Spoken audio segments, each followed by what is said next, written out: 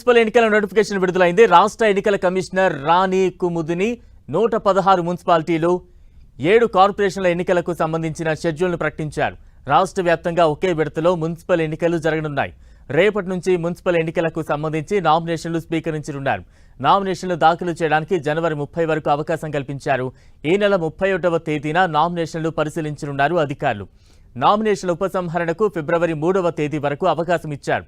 ఫిబ్రవరి 11వ తేదీన పోలింగ్ నిర్వహించి 13వ తేదీన కౌంటింగ్ నిర్వహించనున్నారు.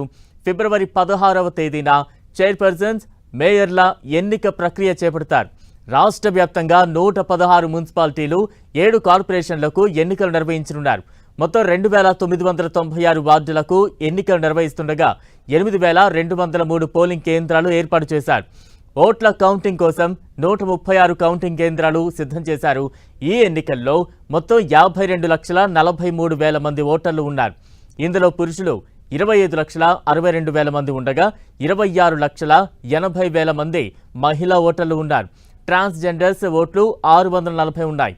మున్సిపల్ ఎన్నికలకు సంబంధించి రాష్ట్ర వ్యాప్తంగా మొత్తం 8,195 పోలింగ్ స్టేషన్లను ఏర్పాటు చేయనున్నారు. ఈ ఎన్నికలకు 16,031 బ్యాలెట్ బాక్సులు, 137 స్ట్రాంగ్ రూమ్లు ఏర్పాటు చేయనుంది. ఫిబ్రవరి 13న జరగనున్న ఎన్నికల కౌంటింగ్కు సంబంధించి 136 కౌంటింగ్ కేంద్రాలు ఏర్పాటు చేయనుంది. కౌంటింగ్ అనంతరం ఫిబ్రవరి 14న కార్పొరేషన్ మేయర్, డిప్యూటీ మేయర్తో పాటు మున్సిపల్ చైర్మన్, డిప్యూటీ చైర్మన్ ఎన్నిక జరగనుంది. అనంతరం ఫిబ్రవరి 16న వార్డు సభ్యుల ప్రమాణ స్వీకారం ఉంటుంది. అదే రోజు ప్రత్యేక సమావేశం జరగనుంది.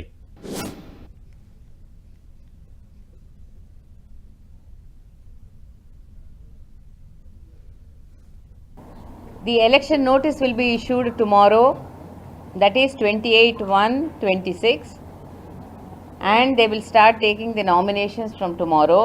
The last day for filing the nominations is 31st January 2026.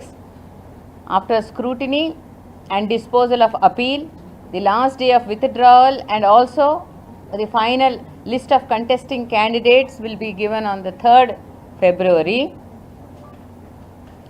The date of poll is 11th February.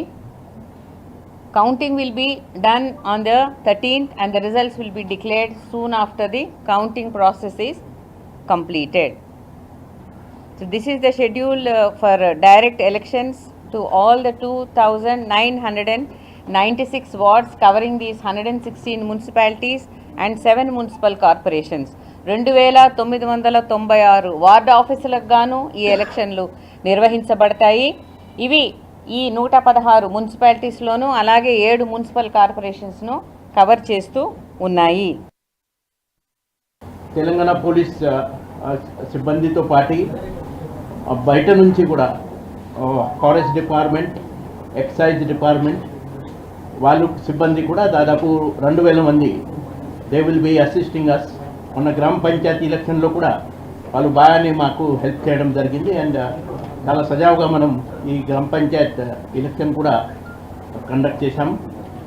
ఈ మధ్యలో గ్రామ పంచాయతీ ఎలక్షన్ అప్పుడు ఆల్రెడీ 1,800 వెపన్స్ అది డిపాజిట్ చేయడం జరిగింది. ఇంకా కొన్ని వెపన్ ఈ అర్బన్ ఏరియాస్లో ఉంటే అది కూడా మనం పక్క డిపాజిట్ చేస్తాము. తర్వాత ఈ రోజు నుంచి ఈ కోడ్ ఆఫ్ కండక్ట్ అమల్లో వస్తున్నాయి కాబట్టి ఇమీడియట్లీ ఫ్లయింగ్ స్క్వాడ్ అది మనము తనిఖీ చేయడం స్టార్ట్ చేస్తాము.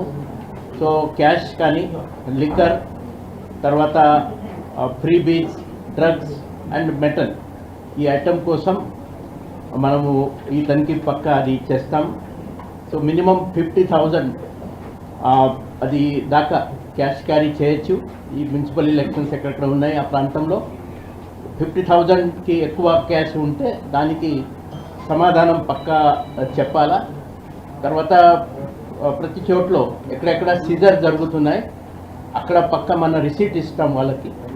తర్వాత అప్పీల్ కోసం కూడా ఎక్కడ మీరు వెళ్ళాలా అది ఆ రిసీట్ మీద అన్ని డీటెయిల్స్ ఇవ్వడం జరుగుతుంది.